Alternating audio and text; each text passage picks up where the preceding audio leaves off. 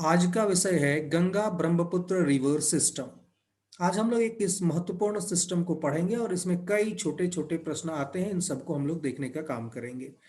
सबसे पहले मैंने एक फोटो लिया है इस पूरे के पूरे सिस्टम का। इस पूरे के पूरे सिस्टम में हम लोग देखेंगे कि गंगा और ब्रह्मपुत्र, यहाँ पर देख रहे हैं ये जो मोटी सी लाइन है ये गंगा का है और ये ब्रह्मपुत्र का है। ब्रह्मपुत्र जब भारत में बह रही है तब इसे ब्रह्मपुत्र कहेंगे, लेकिन जब ये बांग्लादेश में इन करेगी तब ये यमुना कहलाएगी। ये क्या कहलाएगा? जमुना कहलाती है। देखिए यहाँ पर ये आप देख रहे हैं, ये जमुना हो जाएगी। और वही गंगा जो हमारे यहाँ बह रही है वो जब बांग्लादेश में प्रवेश करेगी तो वो पद्मा हो जाएगी। ध्यान दीजिएगा, गंगा जो भारत की है वो बांग्लादेश में जाके पद्मा हो जाती है और ब्रह्मपुत्र हो जाता है जमुना। और जब दोनों मिल जाते हैं तब यह मेघना हो जाती है। जब ये दोनों मिल जाते हैं तथा सूरमा, इसमें एक और बराक नदियां भी आके मिल जाती हैं, तब ये सबका सम्मिलित रूप को मेघना कहते हैं। ठीक है, तो इस चीज को ध्यान में रखेंगे कि कैसे कैसे हम लोगों को ये पढ़ना है। अब यहाँ पर गंगा का जब हम लोग सिस्टम को देखेंगे तो गंगा का सिस्टम हम लोग देख रहे हैं यहाँ से निकल रहा है और इसके आगे से एक नदी यमुना निकल रही है। अब यहाँ पर याद रखिएगा, ये यमुना जो आज आप बात कर रहे हैं, ये यमुना पहले आपका सरस्वती नदी की ट्रिब्यूटरीज सहायक नदी होती थी। तो यहाँ पर हरिद्वार रिज है, हरिद्वार की चोटी है। ये हरिद्वार की रिज के ऊंचे उठने से यहाँ पर ये जो था हमारा ये ऊंचा उठा। अब ये ऊंचे उठने से इसका जो पहले इधर की ओर ये बहा करती थी आपका, अब ये कन्वर्ट करके इसके, चूंकि हिमालय की ऊंचाई लगातार बढ़ रही है ये आप लोगों को पता है, तो हिमालय की ऊंचाई बढ़ रही है, इसी क्रम में हरिद्वार रिज की भी ऊंचाई बढ़ी। अब हरिद्वार रिज की ऊंचाई जैसे बढ़ी तो वैसे ही यमुना पलट के इधर बहने लगी और ये गंगा की सहायक नदी हो गई। नतीजा सरस्वती नदी में जो जाने वाला एक बहुत बड़ा पानी का स्रोत था वो कम हो गया। इसी प्रकार से एक और नदी जो सिंधु की इंडस नदी का ट्रिब्यूटरी थी, सतलज, वह भी रास्ता बदल लेती है और वह भी सिंधु के ओर चली जाती है। नतीजा सरस्वती का जो पूरा का पूरा इलाका था वो पूरा का पूरा सूख जाता है। ठीक है, तो यहाँ पर याद रखिएगा, तो सरस्वती का पूरा इलाका इस प्रकार से उसके जो विभिन्न सहायक नदियां थी वो सारे के सारे मार्ग बदल लेती हैं, उसमें से दो प्रमुख नदियां, नतीजा सरस्वती नदी भी विलुप्त हो जाती है और दूसरे साइड में गंगा को बल मिलता है। अब यहाँ पर देखेंगे, ये जब हम लोग देख रहे हैं ये पूरा का पूरा सेक्शन हमारा, ये तो यमुना सबसे बड़ी सहायक नदी के रूप में आ रही है गंगा में। इसके अलावा बहुत सारी और भी नदियां हैं जो इसको हमको देखना है, गोमती, घाघरा, गंडक, कोसी, ये सारी की सारी नदियां हैं। वहीं पर ब्रह्मपुत्रा में जब हम देखेंगे तो ब्रह्मपुत्र आपका उसी पॉइंट के आसपास से फिर से निकल रहा है, ये मानसरोवर वाली जगह है जहां से ये निकल रहा है। तो मानसरोवर और कैलाश के रेंज से ये भी निकलने वाली नदी है, लेकिन ये काफी लंबाई आपका तय करेगी तिब्बत में, जहां इसे सांगपो कहा जाएगा। फिर चाइना होते हुए ये ब्रह्मपुत्र नदी भारत में प्रवेश करती है। तो आप समझ सकते हैं कि ये कितना महत्वपूर्ण है पूरा का पूरा रिवर सिस्टम। आप लोगों ने ब्रह्मपुत्र नदी अगर देखा होगा और गंगा भी देखा होगा आपने, तो आपको ब्रह्मपुत्र के किनारे खड़े होने के बाद आपको इसकी विशालता का एहसास होगा। गंगा के किनारे आप खड़े होते हैं तो इसकी विशालता आप जब देखते हैं तो यहां पर आप याद रखिए उतना ज्यादा भय नहीं लगता जितना आप ब्रह्मपुत्र के किनारे खड़े होकर आप इसको देखेंगे तो आपको भय ज्यादा लगेगा। मैं भी आसाम गया था तो इसके तट पर जाके खड़ा होकर देखा, गुवाहाटी के तट पर, तब यहाँ पर वाकई ये लगता है रौद्र रूप जो इसका पूरा का पूरा है, जितनी विशाल है, ऐसा लगता है जैसे समुद्र है ये। गंगा को भी मैंने पटना में देखा है या कोलकाता या विभिन्न जगहों पर देखा है। कोलकाता में हालांकि गंगा नहीं बल्कि हुगली हो जाती है, वो हुगली कहलाती है। तो यहाँ पर देखिए, ये जो आप यहाँ पर है ये देखिए ये हुगली है, ये गंगा से कट के एक निकाली गई नदी है, ये हुगली है। यहाँ पर फरक्का बैराज आप लोगों ने नाम सुना होगा, ये फरक्का बैराज बहुत इंपॉर्टेंट है, जाके देखेंगे बहुत बड़ा है ये फरक्का बैराज। और फरक्का बैराज अभी हाल के समय में काफी चर्चा में था, क्योंकि फरक्का बैराज को जब बनाया गया था तो बनाते समय ये ध्यान ही नहीं रखा गया कि इसमें, इस पूरा फरक्का बैराज में जो गाद जमा होगा, जो मिट्टी आपका बालू जमा होगा, उसको निकालने के लिए भी कुछ प्रबंध करने हैं। नतीजा बीच में एक टापू जैसी रचना बन गई है और यहाँ पर इस फरक्का बैराज का जो वॉल्यूम है वो काफी कम हो गया है। नतीजा, अब थोड़ा सा भी पानी यहाँ पर आता है तो आसपास के इलाकों को यह डुबो देता है। तो यह बाढ़ का बहुत बड़ा रीजन बन गया है फरक्का। अब यहाँ पर विशेषज्ञों की समिति इसको कह रही है कि इस फरक्का बैराज को तोड़ दिया जाए, ज्यादा बेहतर होगा, क्योंकि हम लोगों ने इसे प्रॉपर वे में बनाया ही नहीं है। खैर, ये बाद की बात होगी।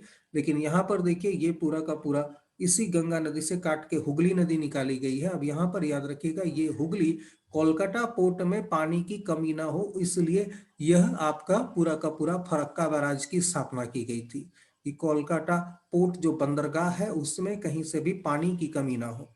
तो यहाँ पर चूंकि पानी कम हो रहा था कोलकाता पोर्ट के ऊपर, बंदरगाह के ऊपर, तो ये इस हुगली नदी के जरिए यह पानी पहुंचाई जाती है। तो यही फरक्का बैराज यहाँ पर बना है, बहुत विशाल है। मैं पूरा का पूरा फरक्का बैराज से लेके ये आपका ब्रह्मपुत्रा, ये सारे रीजन को मैंने खुद से घूम कर देखा है। तो आप एक बार, आप लोग को भी मौका मिले तो निश्चित तौर पर जाइए, फरक्का बैराज भी देखिए। देखने में ही आपको विशाल नहीं, अति विशाल लगता है ये। अब चलिए आते हैं यहाँ पर, ये सारी की सारी नदियां आती हैं और यहाँ पर आके आपका बंगाल की खाड़ी में अपने पानी को छोड़ देंगी, समाहित कर देंगी। यह आ रहा हूं शुभम आपके पास।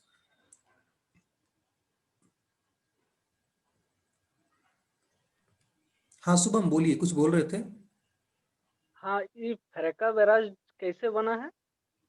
फरक्का बैराज एक प्रकार का जैसे डैम बनता है ना, उस प्रकार हाँ। की रचना है। तो इस गंगा नदी के ऊपर एक बड़ा सा बैराज टाइप का बना है, जिसमें पानी को रोक दिया जाता है और पानी को रोक के हुगली नदी में ट्रांसफर कर दिया जाता है, बड़ी मात्रा में पानी। तो यहाँ पर जो तो ये फरक्का बैराज है आपका, वो आपका यहाँ पर बना हुआ है और यहाँ पर एक बड़ी मात्रा में पानी को रोक के उस पानी को ट्रांसफर कर देते हैं हुगली नदी में।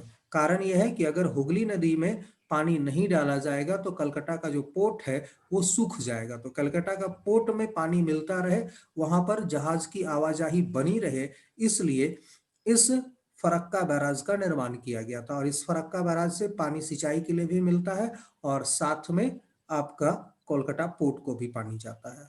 समझ में आया शुभम? हाँ, ये कोलकाता में है ना फरक्का बैराज? कोलकाता से दूर आप मालदा जाएंगे तो मालदा के रास्ते में पड़ता है ये। ठीक है, कोलकाता से आप बाहर ओके। निकलेंगे इधर, तो यहाँ पर आपको ये मालदा के जस्ट पहले मिलेगा आपको। ठीक ओके। है, तो कोलकाता से दूर है। ठीक।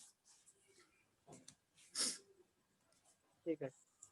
वेस्ट बंगाल स्टेट इसे हम लोग कहेंगे, वेस्ट बंगाल स्टेट में है ये। हालांकि ये बाउंड्री है वेस्ट बंगाल की बिहार की।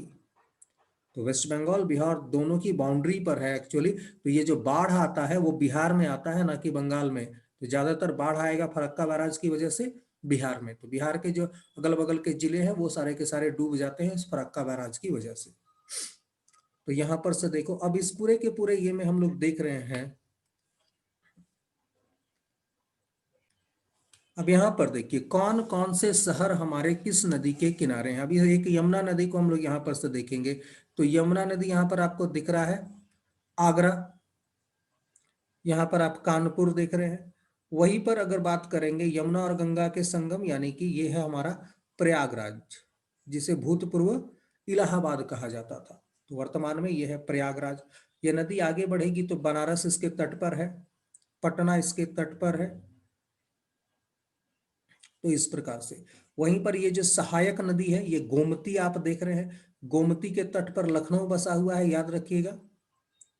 गोमती नदी के ऊपर आपका लखनऊ है, यह भी एक महत्वपूर्ण शहर है। याद रखिएगा, पूरा का पूरा उत्तर प्रदेश में वहां की राजधानी तो है ही है। इसके अलावा अगर हम लोग बात कर रहे हैं तो अब यहाँ पर बेतवा नदी, चंबल नदी, बनास नदी, तमसा नदी, ये सारी की सारी नदियां हैं। यहाँ पर एक और नदी जिसे हम लोग सोन कहेंगे, ये झारखंड साइड से इंटर करती है। हालांकि इसका उद्गम छत्तीसगढ़ में है, लेकिन ये झारखंड साइड से इंटर करते हुए पटना में जाकर मिलेगी। गंगा नदी थोड़े से किलोमीटर तक झारखंड में भी बहती है। यहाँ पर आपका एक हल्का सा कुछ किलोमीटर का एरिया वो झारखंड होते हुए भी गुजरती है। तो कई बार ऐसा भी पूछा जाता है कि किस राज्य से होकर गुजरती है या नहीं गुजरती है। तो याद रखिएगा, बिहार में भी है, झारखंड में भी है गंगा नदी, वेस्ट बंगाल में तो है ही। तो यहाँ पर झारखंड को आप लोग कट नहीं करेंगे, कुछ किलोमीटर के लिए झारखंड के इलाके में भी यह बहती है। आप देख रहे हैं सारे के सारे हिमालय से निकलने वाली नदियां हैं जो सालों भर पानी देती हैं। तो ये बहुत महत्वपूर्ण है पूरा का पूरा सिस्टम। चलिए अब इस पूरे सिस्टम को हम लोग आगे पढ़ना शुरू करते हैं कि किस प्रकार से इस पूरे के पूरे गंगा और ब्रह्मपुत्र को समझना है हमें। सबसे पहले बात करते हैं रिवर के सोर्स क्या है। नंबर फर्स्ट क्वेश्चन हमारा यहाँ पर आएगा, रिवर के सोर्स क्या है। तो सबसे पहले गंगा नदी को भागीरथी कहते हैं, जो गंगोत्री ग्लेशियर से निकलती है। बहुत इंपॉर्टेंट प्रश्न है, याद रखिएगा। गंगा का जो आरंभिक नाम है वह भगीरथी है और यह गंगोत्री ग्लेशियर से निकलती है। वहीं पर यमुना की बात करेंगे तो यमुनोत्री ग्लेशियर से निकलेगी और यह बंदरपुंछ रेंज या श्रृंखला से निकलती है। वहीं पर अगर बात करते हैं चंबल नदी, तो यहाँ पर जानपाओ हिल्स जो कि विंध्याचल रेंज में है, यह वहां से निकलती है। जबकि बनास नदी अरावली की पहाड़ियों से निकलती है। बेतवा नदी भोपाल डिस्ट्रिक्ट से निकली है, जबकि केन नदी बारनेर रेंज से निकलती है। वहीं सोन की बात करेंगे तो यह अमरकंटक प्लेटू से निकलती है। दामोदर, जिसे सौरव ऑफ बंगाल कहते हैं, यह छोटानागपुर के प्लेटो से निकलती है। वहीं रामगंगा रिवर यह गढ़वाल डिस्ट्रिक्ट उत्तराखंड से निकलती है।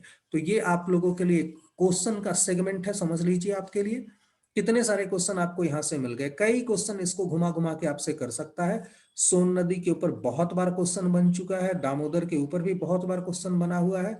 अब यहाँ पर बेतवा, बनास, चंबल, यमुना, ये आपको याद रखना है कि कौन कौन नदी कहाँ कहाँ से निकलती है। बहुत इंपॉर्टेंट है, वेरी वेरी इंपॉर्टेंट। एसएससी के लिए अगर बात करेंगे हम लोग, या रेलवे के लिए, एनटीपीसी के लिए एकदम से रामबाण है ये। तो इसको आप लोग याद रखेंगे, कौन नदी कहाँ कहाँ से निकलती है। मोबाइल से चाहे तो स्क्रीनशॉट ले लें या मैं शाम को पीडीएफ भेज दूंगा। तो ये सारा का सारा आप लोग को याद रखना है एकदम ध्यान से, रिवर के सोर्स कहाँ कहाँ से निकल रही है।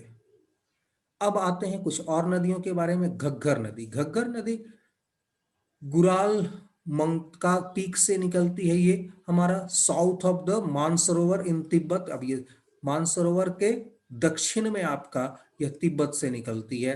अब यहाँ ये ट्रांस हिमालयन ओरिजिन की है, तो ये जिस हिमालय के क्षेत्र से निकलती है उसे हम लोग ट्रांस हिमालयन कहते हैं। तो यहाँ पर याद रखिएगा गुरल मांडाक्टा पीठ है ये हमारा, तो यहाँ पर ये चोटी से निकलती है। वहीं पर काली नदी, जिसके बारे में बहुत चर्चा आजकल होती है, यह नेपाल और भारत का बॉर्डर का भी निर्माण करती है। यह ट्रांस हिमालयन ग्लेशियर से यह भी निकलती है। वहीं गंडक नदी की बात करेंगे तो यह तिब्बत नेपाल बॉर्डर से निकलती है। जबकि बूढ़ी गंडक की बात करेंगे तो यह आपका सुमेसर हिल्स पहाड़ियों से निकलती है। Near India Nepal border, Bharat Nepal border के नजदीक ही आपका सुमेसर की पहाड़ियां हैं, वहीं से ये निकलती है। कोसी नदी, जिसे सौरो ऑफ बिहार कहा जाता है, ये तुमार अरुण सन कोसी का यूनाइटेड है। ये Triveni north of the Mahabharat range, यह महाभारत रेंज से निकलेगी, जो कि त्रिवेणी नॉर्थ का इलाका है, और यहां से ये कोसी निकलती है। तो याद रखिएगा, कई बार छोटे छोटे क्वेश्चन में पूछते हैं, हालांकि अब ये टाइम बीत गया। सौरव ऑफ बिहार क्या है, सौरव ऑफ बंगाल क्या है, तो इस प्रकार के पहले प्रश्न आया करते थे, लेकिन कभी अभी भी आ सकता है, कोई दिक्कत नहीं है इस प्रकार के प्रश्नों में। ये भी आपको ये इन नदियों के भी ओरिजिन पॉइंट को याद रखना है। अब यहां पर गंगा के बारे में, Ganga originates at Bhagirathi from the Gangotri glacier. अब गंगा किस रूप में निकल रही है, भगीरथी के रूप में निकल रही है गंगोत्री ग्लेशियर से, जो कि कहां है, उत्तरकाशी जिले में, आपका उत्तराखंड में। इसके जो एलिवेशन है, ऊंचाई है, वो 7010 मीटर की ऊंचाई से यह निकलता है। तो अब आप समझ सकते हैं गंगोत्री से निकल रहा है, लेकिन यह गंगोत्री कहाँ है, उत्तरकाशी जिले में। तो आजकल क्वेश्चन सीधा सा उत्तरकाशी डिस्ट्रिक्ट को पूछता है, उत्तरकाशी डिस्ट्रिक्ट उत्तराखंड। अब यहाँ पर गंगोत्री आगे चलकर, अगर भागीरथी की बात करेंगे, भागीरथी आगे चलकर अलकनंदा में मिल जाती है। अलकनंदा में यह मिलती है तो यह जगह होती है देवप्रयाग। देवप्रयाग में अलकनंदा और भगीरथी, इन दोनों का मिलन होता है। तो यहां पर याद रखिएगा, भगीरथी और अलकनंदा दोनों आके मिल गई कहां, देवप्रयाग में। अब देवप्रयाग के बाद ही इस नदी का नाम गंगा पड़ेगा। देवप्रयाग से पहले यह भगीरथी का एक हिस्सा था, दूसरा हिस्सा देवप्रयाग आपका सॉरी अलकनंदा का था। अब ये भगीरथी और अलकनंदा दो नदियां जब मिली तब ये गंगा कहलाएगी। तो इस चीज को बहुत ध्यान से समझेंगे क्योंकि ये क्वेश्चन कई बार आ चुका है। अब यहां पर Ganga was ranked as the fifth most polluted river in the world in 2007। 2007 में विश्व की यह पांचवी सबसे प्रदूषित नदी थी। हालांकि इसके ऊपर बहुत काम हो रहा है अभी, तो आप समझ सकते हैं कि कितना महत्वपूर्ण है ये पूरा का पूरा हमारे लिए ये chapter. Pollution threatened many fish species and amphibians species and endangered Ganges river dolphin, जिसे हम लोग ब्लाइंड डॉल्फिन भी कहते हैं। तो यहां पर याद रखिएगा गंगा में बड़ी मात्रा में डॉल्फिन भी पाई जाती थी। नतीजा आज यह डॉल्फिन भी खतरे में है। गंगा एक्शन प्लान 1986 में आरंभ किया गया था। The environmental initiative to clean up river has been major failure thus far due to corruption, lack of technical expertise, poor environmental planning and lack of support from the religious authorities। यह जो Ganga action plan बना था हमारा, यह निश्चित तौर पर एक भारत की सबसे बड़ी करप्ट योजनाओं में से है। 2000 करोड़ रुपए खर्च करने के बावजूद भी गंगा नाम मात्र की शुद्ध नहीं हुई। तो आप समझ सकते हैं कि 1986 में यह योजना जो चली थी गंगा एक्शन प्लान, यह पूरी तरह से फेलियर रहा, असफल रहा। कारण यहाँ पर सीधा सा पहला टेक्निकल एक्सपर्टाइज नहीं था, दूसरा इन्वायरमेंटल प्लानिंग नहीं थी, तीसरा करप्शन की भेंट चढ़ गया, चौथा रिलीजियस जो अथॉरिटीज थी उन्हें बहुत अच्छा समर्थन नहीं किया। नतीजा ये तीनों प्रकार से समस्याएं आई और यह पूरी की पूरी योजना एक प्रकार से कह सकते हैं ठप पड़ गई। वर्तमान में 2015 से यहाँ पर नमामि गंगे योजना चल रही है। नमामि गंगे योजना से कुछ बहुत असर पड़ा है। यहाँ पर याद रखिएगा नमामि गंगे योजना भी तभी सक्सेसफुल हो पाएगी जब लोगों के बीच में अवेयरनेस होगा और इसे कड़ाई के साथ लागू किया जाएगा। बहुत सारे नालों को बंद किया गया है, करीब करीब 5% के आसपास मोटा मोटी अगर हम लोग देखेंगे तो गंगा साफ भी हुई है, लेकिन अभी बहुत कुछ काम किया जाना है इसमें। अब यहाँ पर major tributaries of Alaknanda, Alaknanda की बहुत सारी और भी ट्रिब्यूटरीज हैं। अलकनंदा जो कि आपका भगीरथी से मर्ज हुई तब यह नदी गंगा कहलाई। तब यहाँ पर आपको अलकनंदा के बारे में भी थोड़ी जानकारी रखनी पड़ेगी, ये क्वेश्चन अभी तक नहीं पूछा जाता था। ईस्ट त्रिशूल ज्वाइन अलकनंदा एट कर्णप्रयाग, कर्णप्रयाग में अलकनंदा में आके मिलती है ईस्ट त्रिशूल। वहीं पर पिंडार एक और नदी है, यह नंदा देवी से निकलती है और यह भी आके अलकनंदा में मिलती है।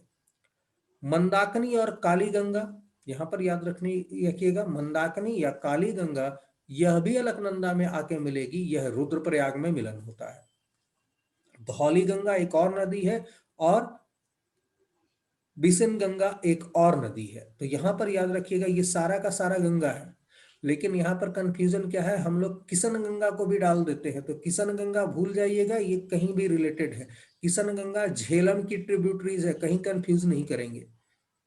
धौली गंगा, बिशन गंगा, अब बिशन गंगा के साथ किशन गंगा है, तो याद रखिएगा कहीं कंफ्यूजन नहीं पालना है। यहाँ धौली गंगा, बिशन गंगा दोनों का दोनों आपका गंगा अलकनंदा का पार्ट है। मंदाकिनी काली गंगा अलकनंदा का पार्ट है। पिंडार इष्ट त्रिशूल अलकनंदा का पार्ट है। ये किशन गंगा केवल याद रखिएगा झेलम का ट्रिब्यूटरीज है, झेलम की सहायक नदी है। ट्रिब्यूटरीज यानी सहायक नदी, तो कहीं कोई गलतफहमी नहीं पालेंगे, क्योंकि बड़ा कंफ्यूजन होता है इसमें, इसलिए बड़े आराम से हम इसको समझा रहे हैं। तो ये आपको याद रखना है, 2 बार 3 बार रिपीट कीजिए, बिल्कुल याद होगा। अब यहां पर मेजर ट्रिब्यूटरीज ऑफ भगीरथी की बात करेंगे। जो मेजर ट्रिब्यूटरीज है किसकी, भगीरथी की। तो भगीरथी का जो मेजर ट्रिब्यूटरीज कौन कौन से है, बेहलिंग है। तो याद रखिएगा एक ही मुख्य ट्रिब्यूटरीज है जिसे हम लोग बेहलिंग कहते हैं। तो भगीरथी की भी एक सहायक नदी है बेहलिंग, तो याद रखिएगा इसका नाम भी आपको पता होना चाहिए। Ganga debouch emerge from confined space into a wide open area from the hills into plain area at It's joined the Yamuna at Allahabad near Rajmahal Hills. It turns to the southeast. यहाँ पर गंगा के बारे में बतलाया गया है कि ये किस प्रकार से निकलती है। यहाँ पर याद रखिएगा, यह एक पतले जगह से निकलेगी और बाद में एक बड़े वाइड ओपन एरिया को धारण कर लेती है। यहाँ पर याद रखिएगा, पहाड़ियों से निकलती हुई ये मैदान में बहती है और बीच में आपका यह यमुना में के साथ मिल जाएगी इलाहाबाद में। इलाहाबाद यानी प्रयागराज।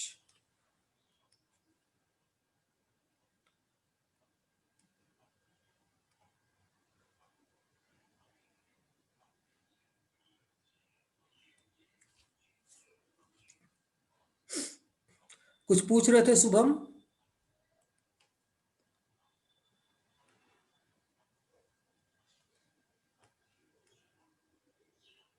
शुभम कुछ पूछ रहे थे क्या? नहीं नहीं नहीं, वो गलत मतलब हाथ कोई लग बात गया नहीं, था। ठीक है। तो यहाँ पर इस प्रकार की बातें हैं। अब आगे चलो, क्या क्या है हमारा ये देखना है हमको।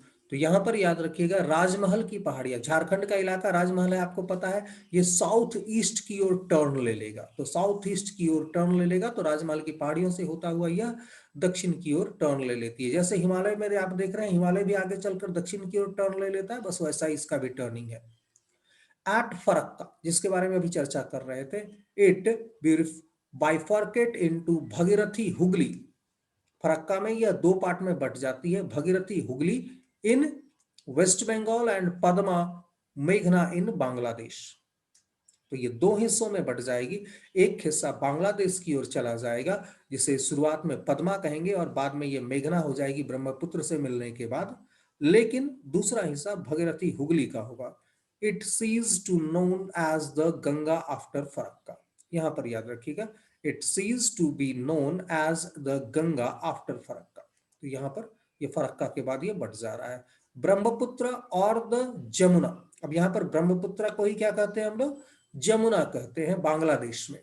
ज्वाइन पद्मा, यहां पर याद रखिएगा, क्योंकि गंगा का नाम क्या हो गया, अब बांग्लादेश में जब गंगा गई तो वो हो गई पद्मा। तो यहां पर ब्रह्मपुत्र जो कि बांग्लादेश के लिए जमुना है, अब ये जमुना आगे चलकर पद्मा यानी कि गंगा में मर्ज हो जाएगी और ये दोनों नदियां जब आगे बढ़ेंगी तब ये मेघना कहलाएगी।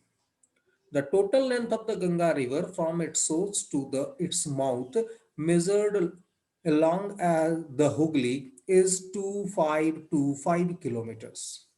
तो यहाँ पर हम लोग अपने देश में अगर बात करेंगे तो 2525 किलोमीटर गंगोत्री से निकलने के बाद यह हुगली तक आपका 2525 किलोमीटर है। तो यहाँ पर इस प्रकार से हम लोग इसको देखते हैं। तो कई क्वेश्चन यहाँ पर आपके छोटे छोटे जुड़े हुए हैं, तो इस चीज को ध्यान रखेंगे। फर्क का बहुत इंपॉर्टेंट है ये हमारे लिए। अब बात करते हैं गंगा ब्रह्मपुत्र डेल्टा का। सुंदरबन का जो डेल्टा है वो गंगा ब्रह्मपुत्र का डेल्टा है। Before entering the bay of Bengal, Bengal की खाड़ी में प्रवेश करने से पहले, Ganga along with the Brahmaputra, Ganga नदी ब्रह्मपुत्र के साथ मिलकर फॉर्म द लार्जेस्ट डेल्टा, ये सबसे बड़े डेल्टा का निर्माण करती है पूरे विश्व का, बिटवीन भगीरथी हुगली एंड पद्मा मेघना। अब यहाँ पर भगीरथी यानी कि हुगली नदी और साथ में पद्मा मेघना, दोनों के बीच का जो इलाका है वो सबसे बड़ा डेल्टा है, जिसे हम लोग सुंदरवन का डेल्टा कहते हैं, covering the area of 58,752 square kilometre, या 58,752 किलोमीटर का फैला हुआ डेल्टा है, जिसे हम लोग सुंदरवन का डेल्टा कहते हैं। बहुत महत्वपूर्ण है, याद रखिएगा ये डेल्टा, ये विश्व का सबसे बड़ा डेल्टा है।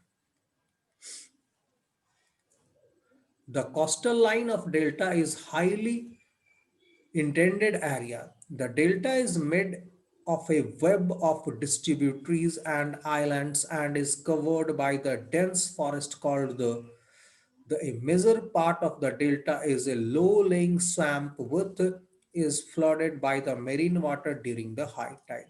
यहाँ पर याद रखिएगा, ये जो पूरा का पूरा कोस्टल इलाका है हमारा, ये काफी ज्यादा आपका इस जो डेल्टा हमारा है, तो इस डेल्टा और कोस्टल इलाका दोनों में बहुत ज्यादा, चूंकि ये डेल्टा समुद्र में ही है याद रखिएगा, तो ये बिल्कुल ही दोनों के क्लाइमेटिक कंडीशन एक दूसरे के साथ मिक्स होते हैं। तो डेल्टा यहाँ पर एक प्रकार से कह सकते हैं वेब की तरह, एक प्रकार से आपका जाले की तरह ट्रिब्यूटरीज को बनाता है, साथ में बीच बीच में आइलैंड आपके हैं, और ये पूरा का पूरा इलाका घने जंगलों से ढका हुआ है।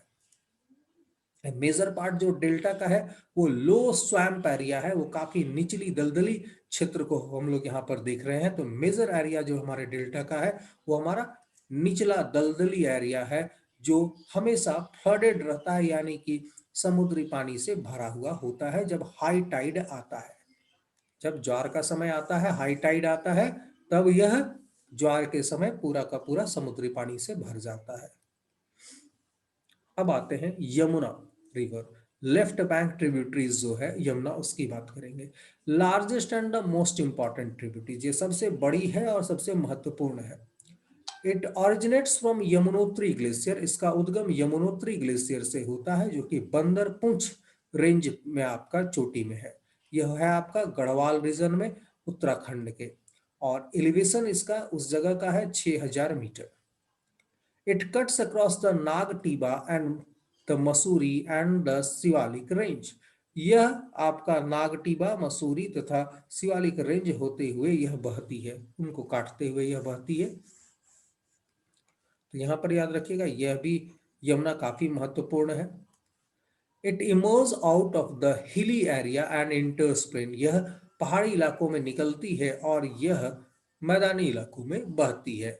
It is main effluent in the upper reaches at the Tons which arise from the Bandarpunch glacier, यह बंदरपुंछ ग्लेशियर से होकर मैदानी इलाकों की ओर बहेगी। इट ज्वाइन यमुना, यह Yamuna, it joins Yamuna below Kalsi before the latter leave the hills. अब यहां पर याद रखिएगा यह कलसी से पहले आकर यह मिल जाती है यमुना में। This at this side the water carried by the Tons is twice water carried by the Yamuna. अब यहाँ पर यमुना का जो पूरा का पूरा पानी है वो दोगुना हो जाएगा। तो इस प्रकार से हम लोग को याद रखना है बंदरपूंछ रेंज, जहां से यह ग्लेशियर से निकलती है। अब यहाँ पर जरा इस फोटो में देखिए, ये नदी है यमुना हमारी। अब यहाँ पर इस नदी में हमारी और कितनी सहायक नदियां मिल रही हैं, ये बहुत इंपॉर्टेंट है। यहाँ पर हम लोग देख रहे हैं अलग अलग, बनास नदी है, यहाँ पर बनास नदी आगे जाकर चंबल नदी में मिल जाती है, जबकि काली सिंध नदी है, चंबल नदी है, ये चंबल नदी यहाँ से जा रही है, अब इसी में आके काली सिंध नदी भी मिली, इधर से बनास नदी भी मिली, इधर से परबती नदी भी आकर मिलती है। तो ये सारी की सारी चंबल होते हुए ये आपका यमुना में समाहित होगी। जबकि यहाँ पर ये काली सिंध था, याद रखिएगा, यहाँ पर सिंध नदी है, ये हमारा सिंध नदी है, ये सिंगल जाके यमुना में मिलेगी। वहीं पर बात कर रहे हैं भोपाल के बगल से निकलने वाली ये बेतवा नदी है, तो बेतवा भी यमुना का हिस्सा बनेगी। केन नदी भी इधर से आके यमुना में मिक्स हो रही है। तो ये आप देख सकते हैं कि किस प्रकार से, कई बार इसका सीरीज पूछा जाता है कि कौन किधर से है, आप एक साइड से दूसरे साइड का बताएं। तो यहाँ पर नंबर 1 में चंबल हो जाएगा, दूसरे में सिंध हो जाएगा, तीसरा में बेतवा, चौथा में केन। ये याद रखेंगे series wise, number 1 Chambal, number 2 Sindh, number 3 Betwa, number 4 Ken. ये चारों नदियां इस प्रकार से लाइन से आकर मिल रही हैं। अब उसी में आपका अगर बीच में कोई और नदी जोड़ दिया है तो इस चीज को ध्यान में रखेंगे कि यहाँ पर पर्वती और काली सिंध नदियां यहाँ पर और दो हैं आपका, जो महत्वपूर्ण है।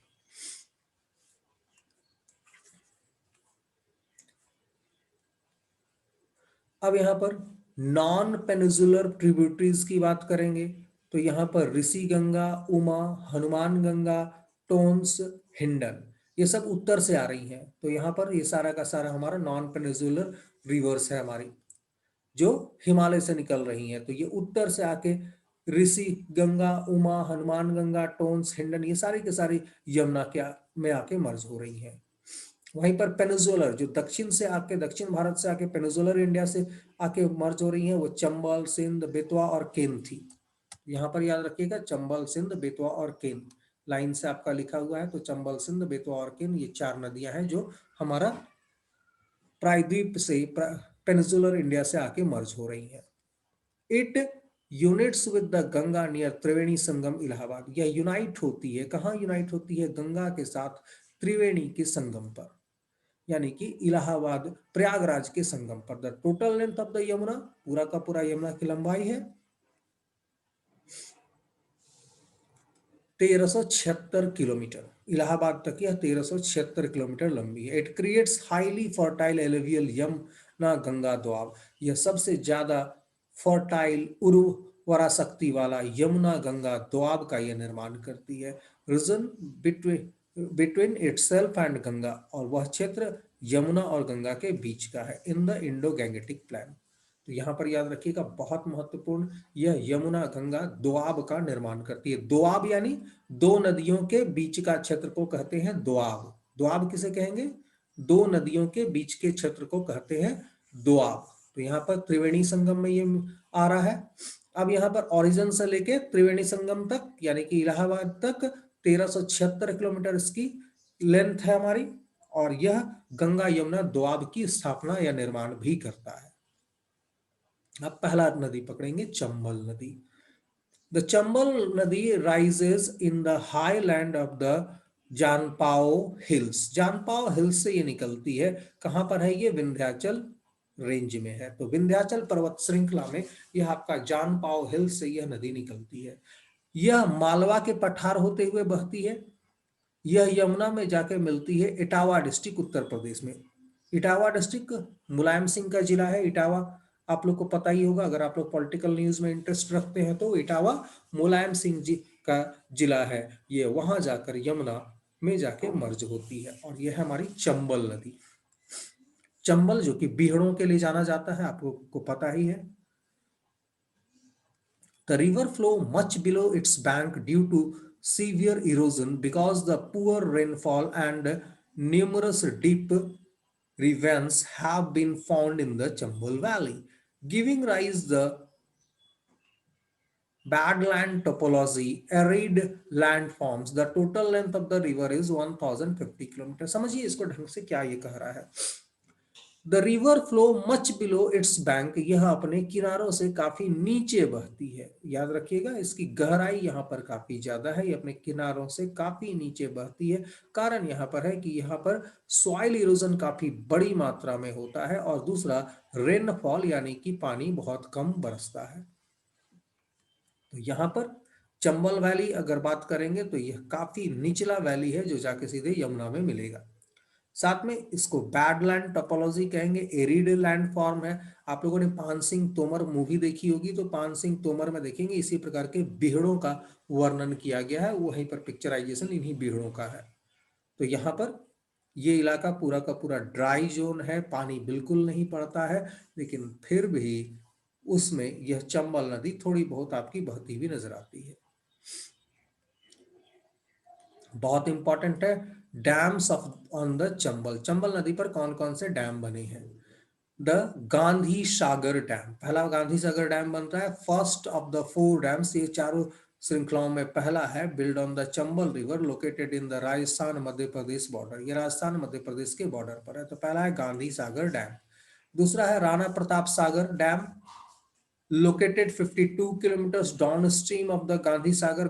अब यहाँ पर गांधी सागर से 52 किलोमीटर दूर नीचे की ओर आपका यह डैम बन रहा है चंबल रिवर के ऊपर, इन छत आपका चित्तौड़गढ़ डिस्ट्रिक्ट राजस्थान में। तो चित्तौड़गढ़ डिस्ट्रिक्ट राजस्थान में इसकी निर्माण किया गया। तो राणा प्रताप सागर यह डैम है आपका। चार डैम यहाँ पर बनाए गए हैं। चौथा है जवाहर सागर डैम। अब यहाँ पर Jawahar Sagar dam is the third dam in the series of Chambal valley projects, located 29 kilometer upstream of the Kota city. अब कोटा सिटी से 29 किलोमीटर अप स्ट्रीम ऊपर की ओर है, और 26 kilometre down stream from the Rana Pratap Sagar dam. Rana Pratap Sagar dam से 26 किलोमीटर डाउन स्ट्रीम यानी नीचे की ओर है। वहीं पर एक और है Kota barrage, the fourth in the series of the Chambal valley project. अब ये चंबल वैली प्रोजेक्ट में चौथा है आपका Kota barrage, located 0.8 kilometre upstream of Kota city Rajasthan. आप जान ही रहे हैं कोटा सिटी के बारे में, एजुकेशनल हब बन चुका है ये कोटा का सिटी को, आपका कोटा सिटी राजस्थान का, और यहीं पर आपका कोटा बैराज है। Water released after power generation at Gandhi Sagar Dam, Rana Pratap Sagar Dam, and Jawahar Sagar Dam is diverted by the Kota barrage into irrigation in the Rajasthan. अब यहाँ पर याद रखिएगा जो इलेक्ट्रिसिटी का निर्माण हो रहा है गांधी सागर में, राणा प्रताप सागर में, जवाहर सागर में, उसके बाद जो पानी है वह कोटा बैराज बना के डाइवर्ट कर दिया जाता है राजस्थान और मध्य प्रदेश के थ्रू कैनाल के जरिए। बहुत इंपॉर्टेंट है केवलादेव नेशनल